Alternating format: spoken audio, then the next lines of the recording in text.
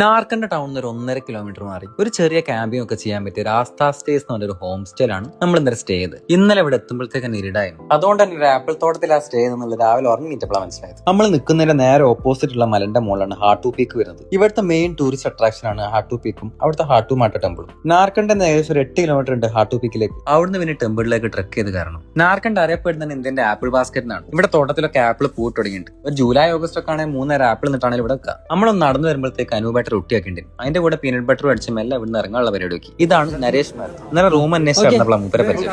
എന്റെ ഫ്രണ്ടിന്റെ പ്രോപ്പർട്ടി ആണല്ലോ. നമ്മളെ ടൈമിൽ ഈ ക്യാമറ എപ്പോഴും കണ്ടിട്ട് ഏതോ വലിയ വ്ളോഗേഴ്സ് ആണ് വെച്ചിട്ട് ഈ പ്രോപ്പർട്ടി ഒക്കെ വീഡിയോ എടുപ്പിച്ച് അവസാനം സെൽഫി ഒക്കെ എടുത്തിട്ട് വിട്ട്. അങ്ങനെ ഇവിടുന്ന് ഏകദേശം ഒരു 11:30 ആകുമ്പോഴത്തേക്ക് ഇന്ന് അത്യാവശ്യം നല്ല നോടാണ്. ഇവിടുന്ന് ഏകദേശം ഒരു 5 മണിക്കൂർ, അതായത് ഒരു 150 കിലോമീറ്റർ ഓടിയാണെങ്കിൽ കറച്ചെത്തും. ഒന്നെങ്കിൽ അവിടെ സ്റ്റേ ചെയ്യാൻ പറ്റുമോ നോക്കണം, ഇല്ലെങ്കിൽ എങ്ങനെയെങ്കിലും സാങ്കള പിടിക്കണം. മാപ്പിൽ നയാര ഉണ്ട്. അപ്പൊ അവിടുന്ന് ഫുൾ ടൈം അടിച്ച് പോകാൻ വെച്ചത്. അവിടെ എത്തിയപ്പോൾ ആ ബോർഡ് മാത്രമേ അവിടെ ഉള്ളൂ. അങ്ങനെ ഒരു 50 കിലോമീറ്റർ 1.5 മണിക്കൂർ ഓടിയപ്പോഴത്തേക്ക് രാംപൂർ ഏരിയ എത്തി. ഇവിടെ സിമ്മിലൊക്കെ വെച്ച് നോക്കുമ്പോൾ ഭയങ്കര താഴ്ന്ന പ്രദേശം. അതുകൊണ്ട് തന്നെ നാട്ടിലായിട്ട ക്ലൈമറ്റ് നല്ല ചൂടായതുകൊണ്ട് തന്നെ കരിമ്പൂസ് ഒക്കെ കണ്ടു തുടങ്ങി. അവിടുന്ന് അതും കുടിച്ച് റൊട്ടിയും മിക്സ് വെച്ചൊക്കെ അടിച്ച് പിന്നെ വേണ്ടിട്ട് ക്ലൈമറ്റ് പെട്ടെന്ന് മാറിയോണ്ട് തന്നെ അത് ബോഡി നല്ലോണം അറിയുന്നുണ്ട്. നല്ല ക്ഷീണം വന്നു. എങ്ങനെങ്കിലും റൂമിൽ എത്താൻ മതിയായി. അങ്ങനെ ഏകദേശം ഒരു 5 മണിയൊക്കെ ആയപ്പോൾ കറച്ചെത്താനായി. അവിടെ നല്ലൊരു സ്പോട്ട് ഉണ്ട്. അപ്പൊ അവിടെ ചാടിക്കുന്നത് ഈ കിന്നോർ ഏരിയയിലൊക്കെ മനുഷ്യന്മാർ കുറവായിട്ടാണല്ലോ, ഭയങ്കര പീസ്ഫുൾ. അങ്ങനെ പിന്നെ ഹിമാലയം കണ്ടു തുടങ്ങി.